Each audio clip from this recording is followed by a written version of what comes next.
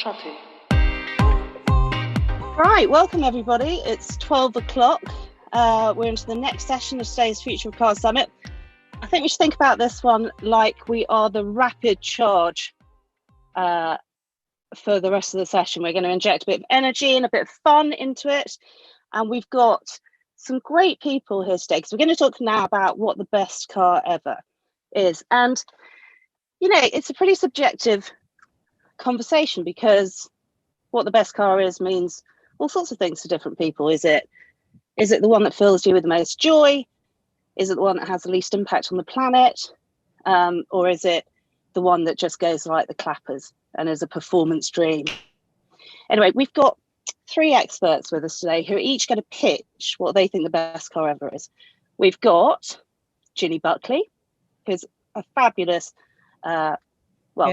amazing motoring journalist, one of the first female motoring editors on Fleet Street.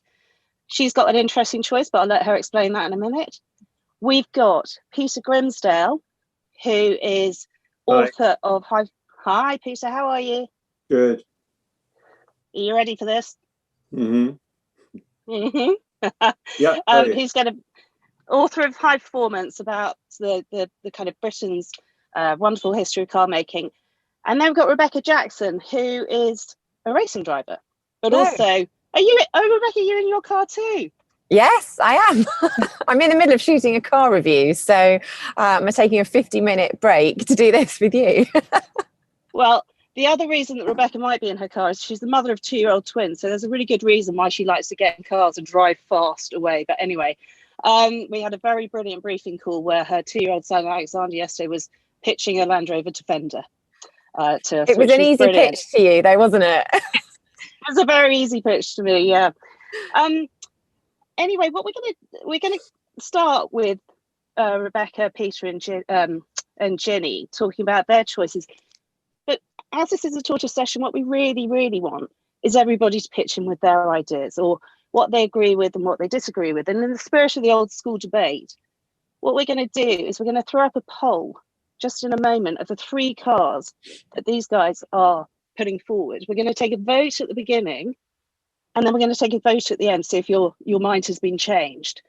Guys, in the technical side of things, could we just pop that poll up now? We'll take, without any sort of spiel from the speakers, these are the three choices. We've got the Nissan Leaf, we've got the Citroen DS, and we've got the Porsche 911. So right now, if you had to vote for the best car ever, which one would you pick? Can we get some votes coming in? Does everybody know how to do that? I'm slightly disappointed we're not allowed to vote, Tessa. I know, but you see, you'd be rigging it. I was obviously going to vote for the 911. Well, hang on, you're querying your own pitch there, aren't you? Yeah. Okay, so look, at the first instance, we've got the 911 winning by a country mile. Yep. So let's just park that. Oh my God, the puns are just limitless in today's summit. Let's park that for a minute. And why don't we go down in order as they appear? So Ginny, do you want to talk to us about why the Nissan Leaf is your best car ever as a devoted driver and journalist? Why the 500,000 global set? Oh, look at that. Okay, so we've got the results in. 63% for the Porsche, 21% for the Citroen DS, and 16% for the Nissan Leaf. Ginny, you might have a slightly steep hill to climb on this, but do you want to give it a go? I'll absolutely give it a go. Yeah, I'm lagging in third place, aren't I, miserably? But you know what? I like a challenge. You'd be happy to hear. And like Rebecca, I'm broken off from filming today, so here goes. Why the Nissan Leaf? Because it's not the most obvious of choices, is it? And I've been a journalist for a really long time, and there aren't many cars that I haven't driven over the years. I think when I was trying to come up with what car I was going to nominate today, it was a really hard decision. And actually the 911 was one that I was thinking, oh, maybe I should go for that. But, you know, cars like that are undeniably beautiful and have had a huge impact. And you can argue about the merits of cars like the Aston Martin DB5 against the Jaguar E-Type till we're blue in the face. But I'm going to come at this from a very different angle. So the car I've chosen is definitely not beautiful. It's not particularly fast. It's not engaging to drive, but I do think we're going to look back on this car, on the Nissan Leaf, and see that it just started a quiet revolution. And that is a revolution that I really believe we'll look back and we'll think that it changed the world that we live in for the better. So I've got one just here behind me, actually. I was going to sit inside it, but it was chucking it down. So it might surprise you, actually, that I didn't go for Tesla instead. And I think why the Leaf deserves this more than a Tesla is the fact that this was the first really mainstream electric car. And I think that they really stuck their neck out to get this car to market. So from that point on its own, you know, Nissan needs to be applauded for that. So do you see it as a sort of EV equivalent of the VW Beetles, a kind of really democratizing car for electric? Is that absolutely? So it was the brainchild of a Brit, actually, called Andy Palmer, who went on to become the CEO of Aston Martin, and his team began talking about a mainstream electric car back in the noughties. And Nissan had produced a hybrid car before Toyota came up with the Prius, but the accountants at Nissan didn't like it, so they canned that program. And then Toyota went on to become the leader known for hybrids. So Nissan wanted to do the same. So what they decided to do was leapfrog that, do it differently, and become the trailblazer for electric cars. And there was an awful lot of negativity around that, Tessa. And, you know, Nissan didn't want to do things differently. They just wanted to sell cars. This was a car that was barely going to wash its face financially, so the accountants hated it. In fact, I know one executive told the people running the program that they may as well just drop that $4 billion they were spending on developing it straight into the Pacific. So they took a huge business risk. And absolutely, it was a groundbreaking car that real people could afford. It's a full-size family electric car. It's usable. It's got a practical range. It's inexpensive to run. And crucially, it wasn't a joke car like so many electric cars that had come before it. And at the time, it cost around the same money as a similar spec Volkswagen Golf, which made it a realistic option for the masses. And I think it just became a game changer for the electric car. Okay. All right, Ginny. Well, you know, nice try. Let's see if that lifts you out of third by the end of the session. But actually, no chance. Peter, I can carry on for longer if I've got more time.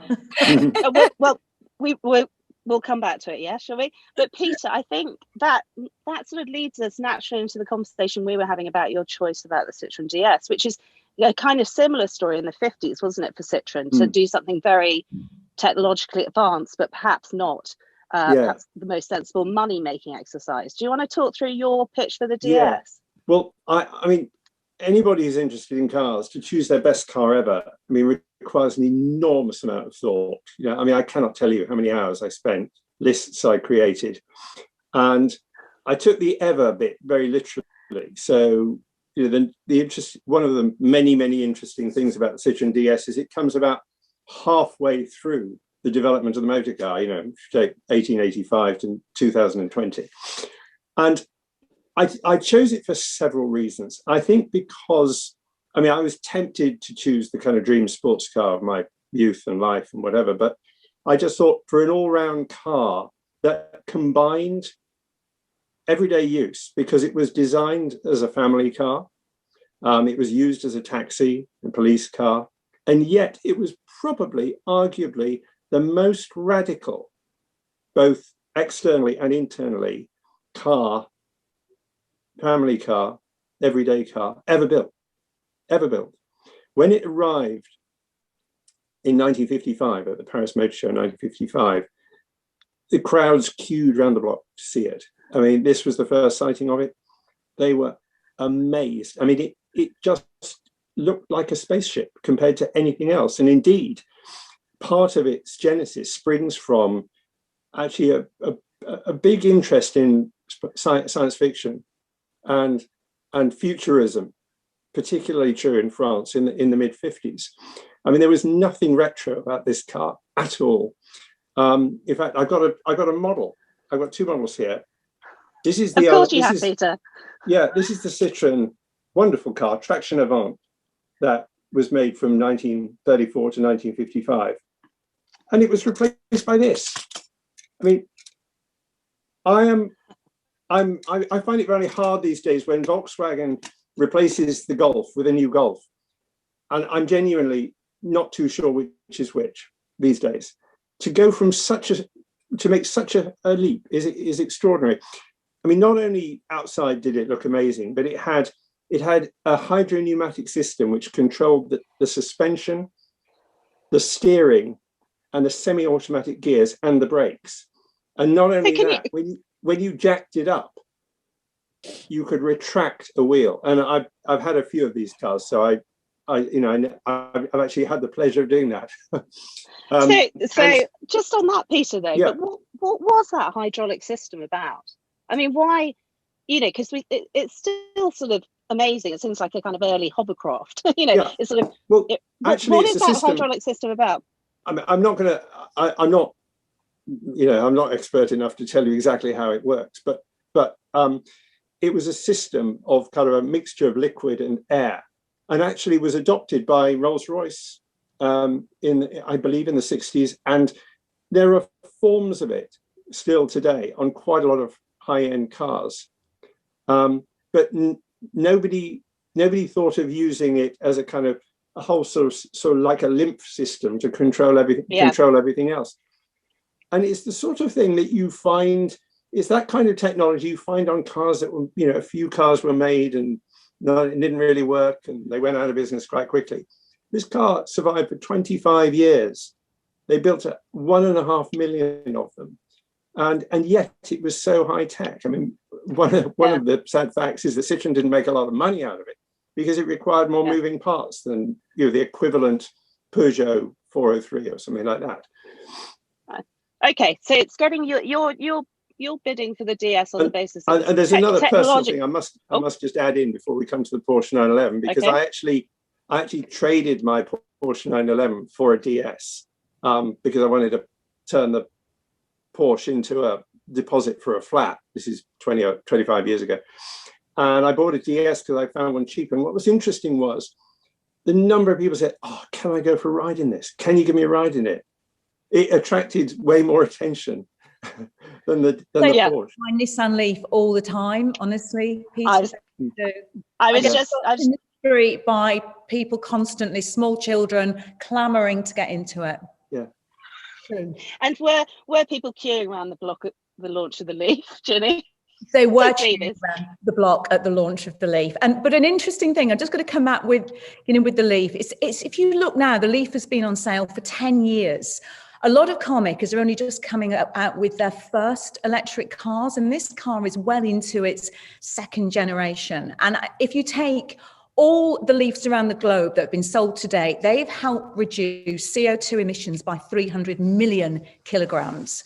So I'm looking at a different kind of impact, and children do queue to get into it, honestly.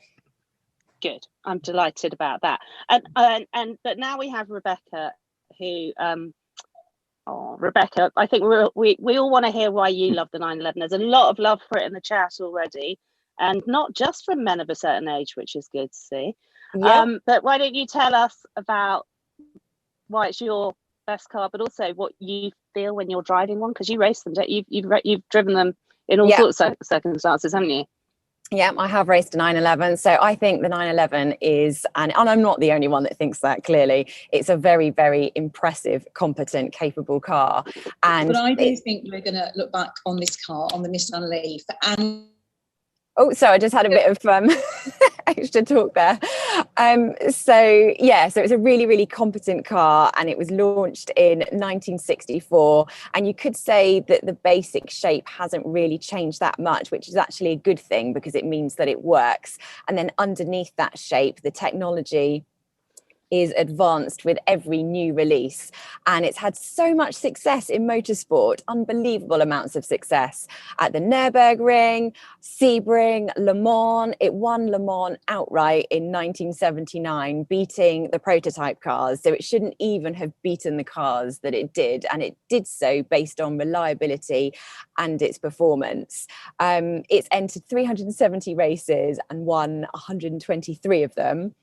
And when you think about best and best car ever, you think of best and you think of special occasion and you think of impressive and you think of special. And so it's no coincidence that there are little model cars of 911s in abundance, and there's little toys of 911s. You know, children, adults, we all love Porsche 911s. How can you not? So I have raced a 911. And I raced a cup car, and it's quite a wild car when it doesn't have any driver aids on it, which is what the racing version is like. And I qualified on slicks in the wet at Brands Hatch, which was, it earned me a lot of respect with the race team, put it that way. So what's it like? What does it feel like to drive a 911? It feels special. And the sounds and the noise and the power, you know that you're in a 911. There's no mistake in that. So yeah, and not only does it have so much success across motorsport, and originally Porsche entered Le Mans to get their name out there and to sell sports cars. And then over the years, they kind of feed each other. The road cars feed the motorsport budget, and the motorsport development feeds the road cars, because a lot of the driver aids and the efficiency within the engines and the braking and the use of energy so that that is reused inside the car as opposed to being wasted. A lot of that is actually, the motorsport is the laboratory for that more environmentally friendly technology, and then it finds its way into road cars. And so, yeah, not only does it have all this success in rallying, circuit racing, endurance racing, sprint, etc., it's also the perfect car to buy if you've got a high-flying job in London and you get a massive bonus. You're going to buy a Porsche 911. You're not going to buy a Nissan Leaf. Sorry, Ginny. Okay, all right.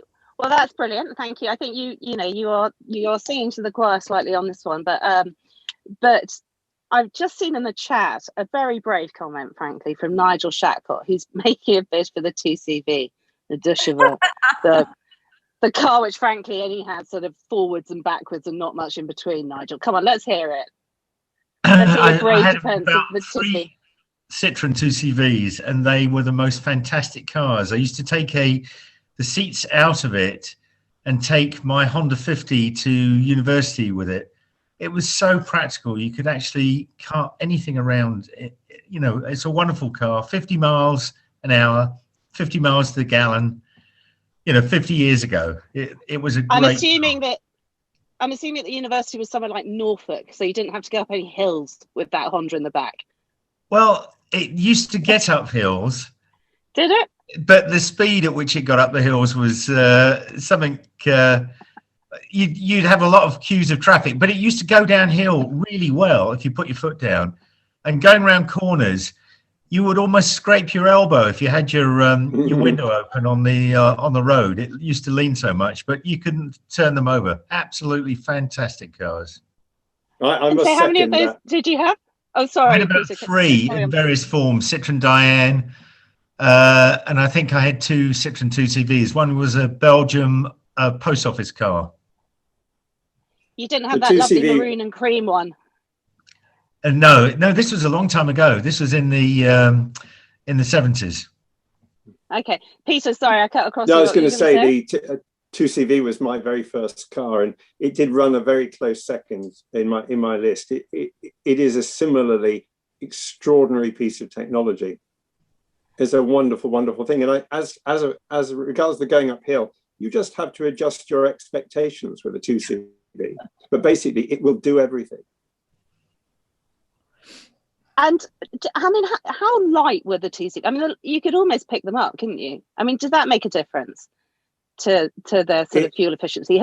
Have cars just got really heavy now?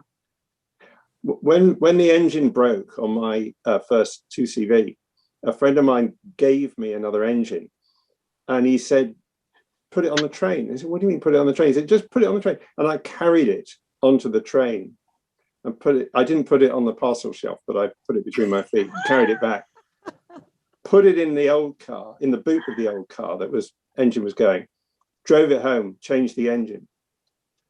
I don't think you could do that with any other car.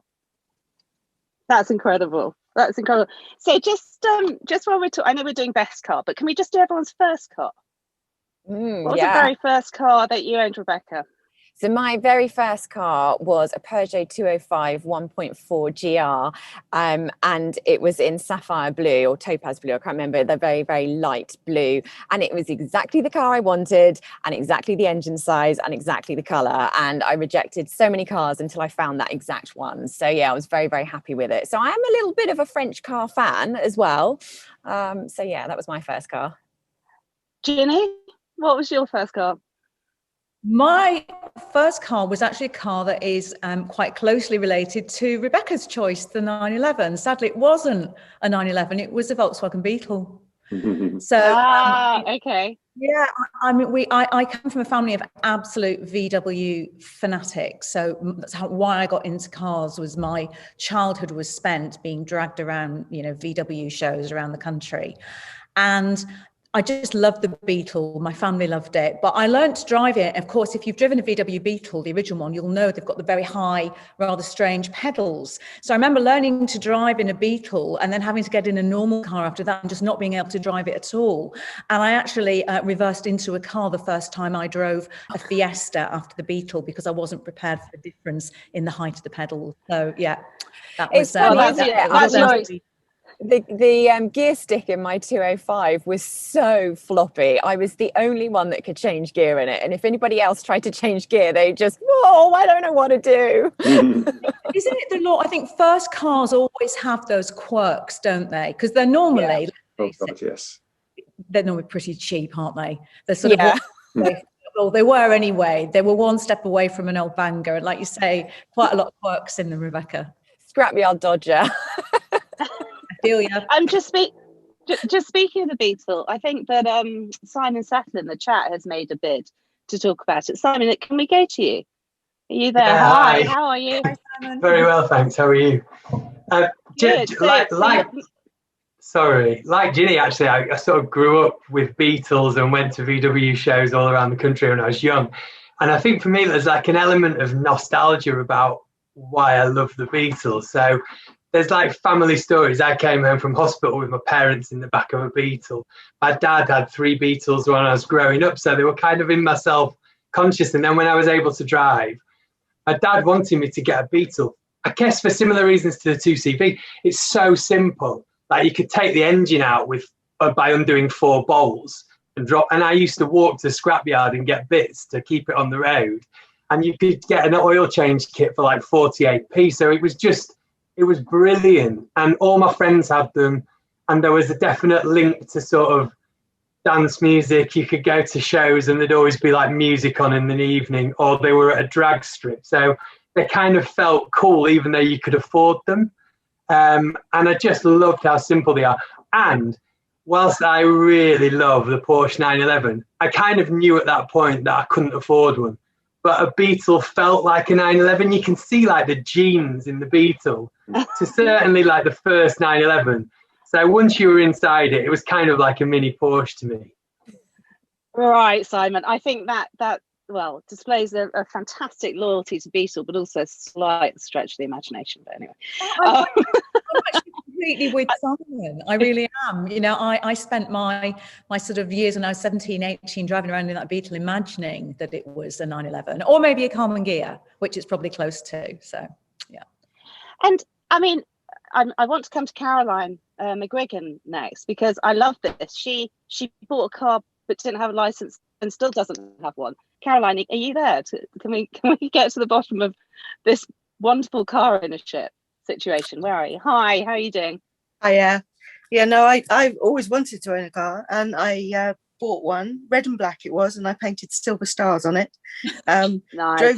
Drove it quite a few times with other people with me in the car, but never passed my test, and I've never passed a test since. So, what happened to it? I think eventually my parents said, you really have to take this off our driveway. So I think someone came, I think I actually had to pay someone to take it away for me. Oh, sad. I know. But Caroline, it sounds like an amazing art project, Caroline, anyway, even if you didn't drive it. Yeah, no, well, yeah, it was the inner artist that obviously was there. But I have very fond memories of it, obviously. And why have you never followed up on the driving front? Honestly, I had a crash the day before my test when I was 18. I wasn't driving, someone else was, but they ended up in hospital, and it kind of freaked me out, and I've never really felt confident about it since. So fair enough. That makes a lot of sense. Thanks for that. I've got a vision of that lovely red and black Escort with the silver stars. I think we ought to find which scrapyard it went to and reunite you in some sort of reality TV show sort of way. Just on driving and what it feels like, other than just driving a car, I'm curious to know how old people were when they learnt to drive, and kind of why. And I'm just going to be a bit sort of subjective here. I got two daughters, they're 17 and 18, brought up in London, and one of them is really keen to drive, and one of them just doesn't see the point. And I was brought up in the country, so the second I turned 17, I was absolutely gunning to drive because it meant freedom. And it's really interesting having city-raised kids and the difference. And I wonder, and we're slightly going to talk about this more, about our relationship with cars, but it's sort of a life skill that I still assume everybody needs. And I think that's probably changing a wee bit. I don't know, Peter, you've seen the history of cars in the UK. Well, I completely agree with this because but my children are in their early 20s and have shown no inclination. I said, look, it would be quite a good thing. I don't mind, giving you some lessons even. Just not on their radar, really. I mean, they might do later on, but right now it's just not a priority. And it's partly because we live in London, and frankly, I'm not a fan of cars, particularly in London. And so it's just not necessary. Obviously, if you're out in the country, completely different. A lot of people I know who are in their late 20s and early 30s, it's not on their agenda until they get kids. And then it dramatically is on their agenda, because obviously there is no better use for the car, really, than moving small children and the paraphernalia around. Yeah, no, I completely agree. Ginny, when did you learn to drive the moment you could? Oh, I learned to drive. I begged my dad to put me in a car when I was 15. And I used to take the family car, which was a Mark 1 Golf at the time, around the Tesco car park at the weekends, because it was in the days where supermarkets weren't open 365 days a year, 24 hours a day. So it was the place that you could go on Sunday afternoon and just drive around and get familiar with it. So I was doing that from being 15. And I was just desperate to get the freedom that I thought a car would bring. But having said that, I went on to fail my driving test when I was 17 twice and only passed on my third time. So I failed on really silly things. So all that early preparation did me no good whatsoever, really. But sometimes I agree. I think the numbers back up what you guys have both been saying, is that there are less and less younger people now taking their driving tests. So the numbers are starting to drop off, which I think is sad, because I don't want our relationship with the car to change. The car has just been such an important part of my life, and I think it's sad if that's going to change and people aren't going to experience that in the same way. Yeah, and I've often wondered if there's also sort of slightly kind of feminist agenda as well for me, which is, I think I always felt very independent driving. I could get myself out of trouble. I could go where I wanted to. I wasn't reliant on anyone else. And I want that sort of for my daughters as well. I want the freedom and the independence that it brings. Rebecca, when were you an early adopter? Oh, absolutely. Yeah. So I've grown up with cars. My father is a precision engineer, and he was working on classic cars and rebuilding engines in his spare time. So I was in the garage with him. When we were really young, we used to sit on my dad's lap and do the steering around the car park like Ginny. Well, we were a bit younger because we were sitting on his lap. And then when I was about 16, I was driving my friend's Mini around a car park. He was teaching me how to do handbrake turns and J turns. And then when I was 17, I did my theory immediately immediately, and I turned 17 in the August, and then I said to my driving instructor, I want to pass by Christmas, and she said, oh, do you? And I said, yes, and I will, and I want to do roundabouts by my 4th lesson. I was very, very determined to get my driving license, and I was so excited. As soon as I passed my test, I went into the sixth form centre and I said, I now have a driving license, who wants to come for a drive? But again, I lived in the countryside, and you need it for your freedom, because otherwise it's 2 separate buses, takes about 45 minutes to get somewhere that you could just drive by yourself for 20. Yeah, and I mean, I think it's actually, thanks, Rebecca. I think that's a really interesting point, because if you look at the kind of what's happening post-COVID, you've got an absolute backlog of driving tests. Hundreds of thousands have been backlog, which is fine if you are city dwellers and you have lots of other options. But I've been thinking a lot about kids who are finishing college in the country, where their job opportunities are entirely dependent on being able to sort of get fairly long distances and usually in a car, and not being able to take their test at the moment is actually a real hindrance to getting out to the job market. So there is a very different rural urban sort of issue here, I think. Definitely. I see that Emma has got her hand up in the chat. Emma, can we go to you? Where are you? Can we see you? Okay. Well, we'll go to Emma in a minute. We've got Louise Simpson. I can see Louise. Hi, Louise. How are you? How are you? Very well. I'm loving this, aren't you? Isn't this a treat, talking about cars? What you made a point in the chat. I won't repeat it. What do you tell us again? Which one? I made several. Oh, don't just me to keep up. It's the one about hang on, it was the last one you made. Hang on, let me go back to it. It was that was right. You took your test in your 20s, and you used to cycle everywhere. So did you get your test in your mid-20s? I'm assuming you passed your test in your mid-20s. And I unbelievably I passed it first time. So yes, I mean I immediately I had a car. I had a 2CV outside my house for years, which I never used. I still carried cycling around London, but I'd failed to get a job in the film industry and was gutted, and so felt that point was the point where I had to learn to drive. But as a Londoner, before that, I had no need, which a lot of people are saying in the chat. I cycled everywhere. It was cycling in London is fabulous, not so much now, but then it was just fantastic. It was consistent, it was cheap, it was free, and it was fabulous. But it was, I did nicely graduate to a 2CV and adored that. And treated it actually. And what would your best car be then, if you'd have one in the poll today? Which dog would you have in the fight? I really would just really say a smart car. I think they are smart with a big S. I think they are unbelievable little cars, and they are the kind of, they've taken the place of 2CVs in a way, but they are iconic, they are fabulous, and they're blooming fast, and they have a lot more space than you think, and they're really fast. I mean, when you see them on the motorway, they can go at a real clip. Well, not car, can't they? But you can drive across Europe with them. We've driven over the Swiss Alps in them. They are fantastic little cars. They're not town cars. They're real road cars. And I highly. That's brilliant. Thank you so much. I just love the fact that everyone's got such a sort of emotional story to tell.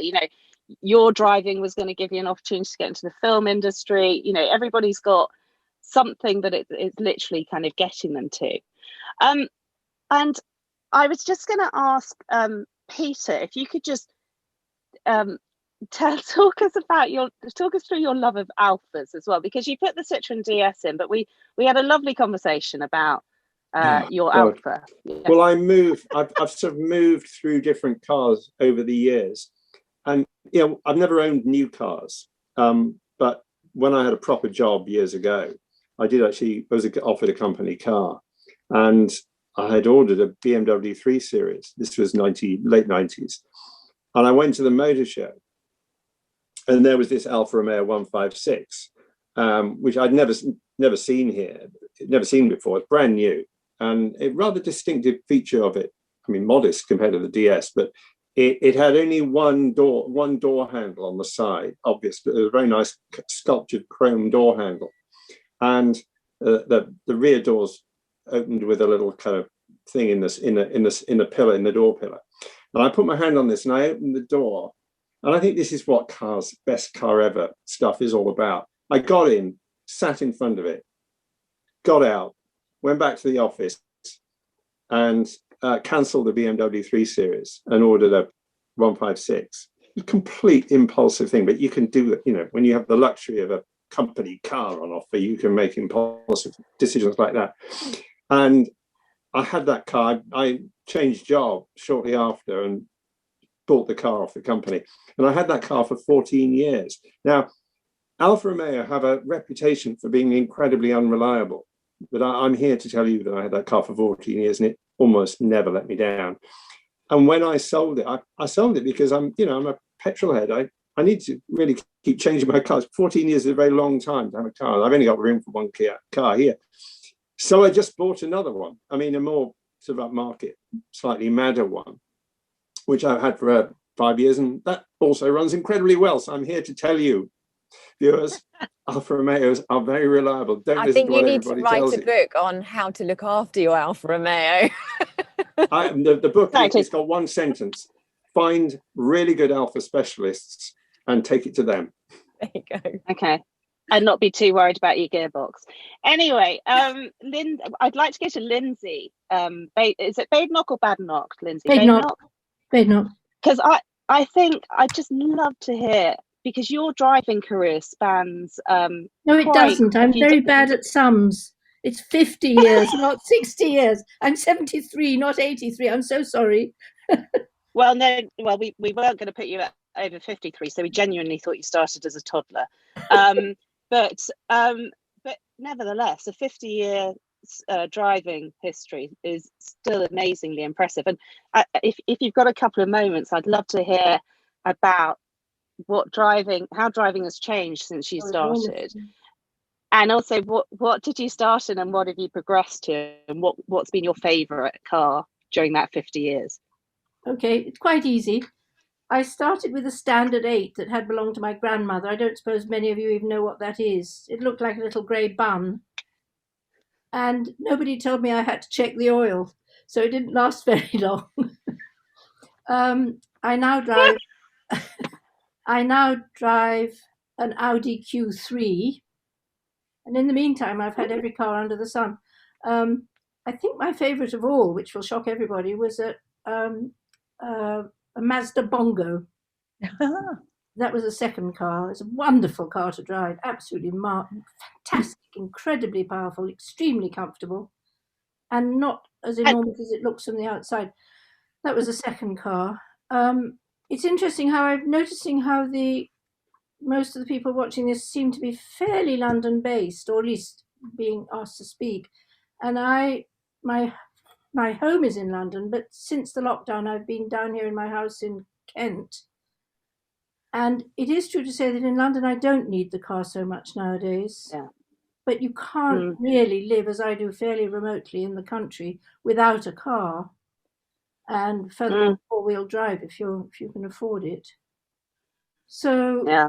I do feel that things are changing in cities. There's no question of that. And if I simply lived in London, I probably wouldn't have a car anymore. But I badly need one here. Yeah, no, well, I think that's right. You know, what we were just saying before about sort of the rural-urban divide between the sort of luxury of driving and the necessity of driving. Yeah. I can't visualize a Mazda Bongo. It looks like a brick. It was actually, I think they're called grey imports. They were very, very high spec, and I suspect they felt they couldn't compete with similar people carriers, you know, VWs and things. So they're rather niche, I think the word you've used. But actually, could I just say one thing? Nobody's mentioned the Mini. Well, that's interesting you say that. Yeah. That's a really interesting point, Lindsay. Thank you so much for sharing that with us. I love the idea of you and your granny's standard 8. It's just fantastic. And you're right, there should be some sort of just basic mechanics that goes with passing your test. I was once married to a man who thought the car needed servicing when it ran out of washer fluid. Anyway, yes, can I just second? You're right about the Mini. Yeah. The Mini, I think we should talk about the Mini. I mean, the Mini, you know, obviously incredible car. And it was interesting because the Mini was formed out of the Suez crisis. So it was actually formed out of the need for there to be a fuel efficient, smaller car that wasn't as, you know, gas guzzling as, you know, some of the other cars in the day. And I think what's really clever is Mini obviously has been reinvented and is now electric. And I think it's really nice to see Mini, you know, coming back again with an electric version, which is being produced as, you know, to reflect the changes that we see in society and the need for us to move into electric cars. So yeah, I think the Mini absolutely would be in my top 10 without a doubt. And the Mini is in the top 10 selling cars as well, isn't it? And BMW are so good at providing different versions to suit as many people as possible, whereas the original Mini never made any money. Ford got hold of it, ripped it all apart and said, there's no way that this car is profitable. How can they make any money? And actually they weren't making any money. So BMW has got the brand and provides lots of different versions and is definitely making money from it. Yeah, absolutely. There's a great story about Alekis Agonis, who designed the original Mini, who was a great utilitarian. And for him, it was about maximizing interior space, which is why he pushed all the mechanicals to the far corners, maximizing space inside, but also wanted to keep it within 10 feet, because what they wanted after Suez was a car to sort of fight the bubble car that was coming in. And after the Mini became very successful, it was pointed out to Isagonis that you know, a lot of people, when they crash, because they were so small, you know, people were quite badly injured in them. And he said, well, what do you want me to do? Design a padded cell? And ironically, that's exactly what cars have had to become. And one of the reasons why the Mini today is so much bigger than the original Mini, yet has less interior space, is precisely because of that. It has to be a padded cell. Yeah, you're absolutely right. And also the racing Mini. So I've raced in Mini Challenge, which is a feeder series to touring cars, and it looks really cute, but do not underestimate it. It is an absolute beast. It is harder to control, and more difficult to race than the LMP3 car that I raced at Le Mans. Really, it's an animal. It's just so skittish. It's an animal. You have to drive it in such a skittish way to drive it fast. Yeah, it's bonkers. So guys, we only have a few more minutes left, and I need to squeeze in the end poll as well, but I just want to go to Katrina, because she you had a very special Mini, didn't you, Katrina? Would you like to tell us about it? Yeah, mine was it was a birthday present. It arrived, can you hear me? I can hear you, but I can't see you. Can we spotlight Katrina, guys? Oh, there we go. I'm here now. Okay. Yeah, it was a birthday present. So it arrived wrapped with a bow outside my house. It wasn't new. It had belonged to what was my then boyfriend's mother when she had moved on to a Mini Countryman. And so I got the small orange Mini that was called Jaffa. I love it. We do. We give them names, don't we? What was that all about? My Land Rover Defender is called Sausage Pie. I can't even remember why it's called Sausage Pie, but it's called Sausage Pie. I love all these stories. We've got a couple more people that I just wanted to come to because they've had either their hands up. Emma, I'm going to say, is it Emma Gervasio or Gervasio? We tried to come to you before. Are you here now or not? Okay, don't worry. In the radio host fashion, I'm going to go to our next caller, which is Chris Kelly. Chris, you had your hand up in the chat. Hi, how are you? Yes, I just wanted to make the comment that you've spoken an awful lot about cars and the excitement derived from owning and driving. I'd like to put my hand up for the two-wheeled pleasures of riding a motorbike. It's far more engaging. You get far more bang for your buck. And not only do you get to feel things through the seat of your pants, but you also get to smell the fresh air and the mown grass and everything else that's around you that you don't sat in your tin box.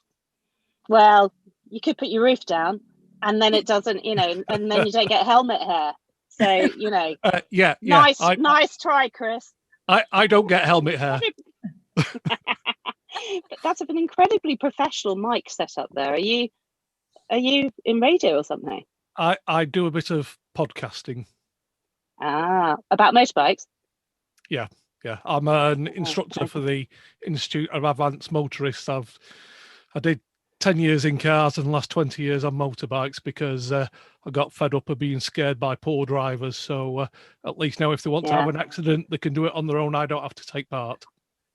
All right, fair enough. I might need to talk to you after this because I've just done my 3rd speed awareness course and I think I might need a refresher.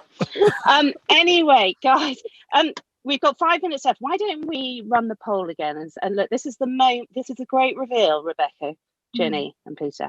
Has anyone changed their minds? Connor, I think, yes, there we go. Brilliant. Could everybody just say, look, Ginny's made a very important point about the game-changing nature of the Nissan Leaf as an entry-level EV that can make them really properly available to people. Peter has obviously sort of got a deep love of the DS, but it's so interesting to hear about the technological aspects of that car and what it would sort of really pave the way for. And then, Rebecca's Porsche 911. It's not just that it's a beautiful thing, and it's not just that it's every banker's bonus dream. It's because it is a car that has got heart and soul and took on the big boys at Le Mans and won. So, by the way, I'm laughing at the bright yellow Allegro in the chat while you're voting.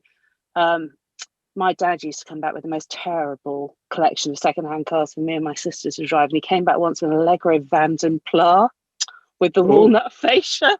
Oh my God, posh. They're quite sought after now, those cars. Really? It was in that terrible sort of poo brown. Oh God, it was awful. Anyway, you can't vote, Louise, so you should just be able to click on it. Okay, Connor, are the votes coming in? Can we have the great reveal? No, I've lost a few. Almost. But you know what? A win is still a win. A win is still a win, but I did more than double my initial percentage, so I will absolutely take that. Good effort, Ginny.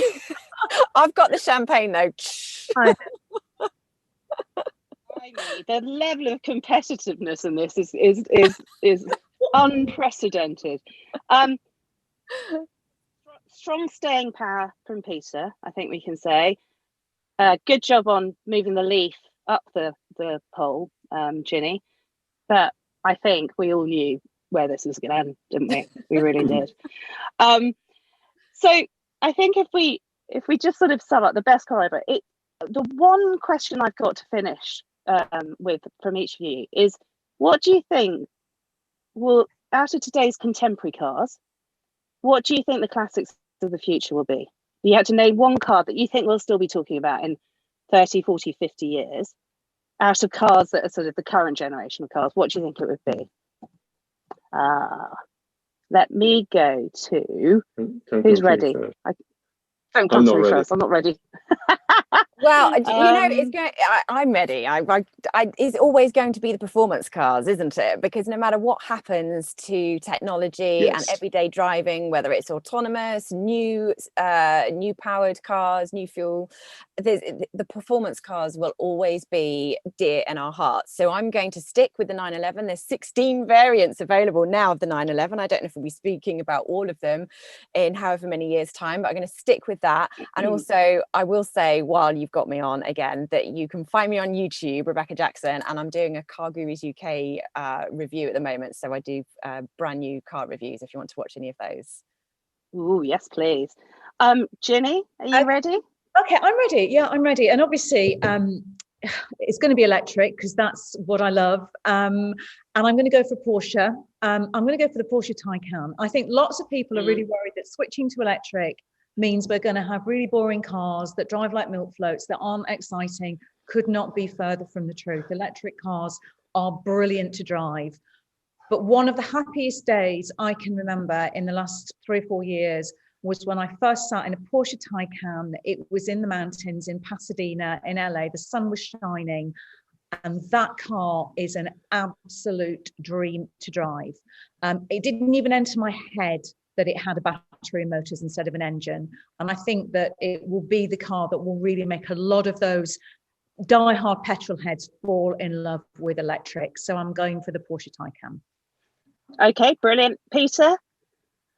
Very hard. Come on, you can do it. You can do it. Come on. This is so difficult. I mean, I don't really have anything to do with new cars much, but I think weirdly, I think the future classic, you've mentioned the Land Rover Defender, and I think the new Defender is an incredible thing. It's so clever to reinvent such an icon. Well, I think they've done it very well. And I think that will be around for quite a long time. Yeah. Yeah, I'm a bit of a purist, you know that, on the Defenders. I think it looks like someone from the Transformer movies had a run at it. But anyway, that's just me. Somebody asked, Lynn was asking in the chat, Rebecca, your reviews can be found on YouTube. Yeah, do you want to just repeat where? Yeah, sure. So I review 40 brand new cars a year for Car Gurus UK. So if you go to YouTube and type in Car Gurus UK, you'll find me. I've also got my own YouTube channel, and that's very simply called Rebecca Jackson. So you'll find that as well. All right. Okay. Well, we've been talking about plugins all morning. There's just a massive plug, full stop, from Rebecca. So that's brilliant. Why not? Right. we need to finish this session, although I think we could go for days because it's been a real joy hearing everybody's stories. Just to sort of very quickly sum up, I mean, you know, we're still a sucker for the beauty and the performance of a high performance car.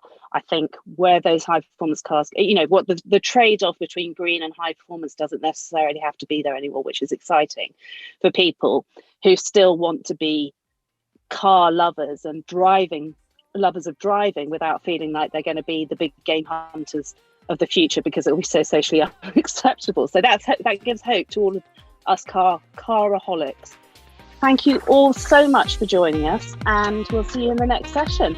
And I can get out of my car because people are looking at me weirdly. Okay, thanks everyone.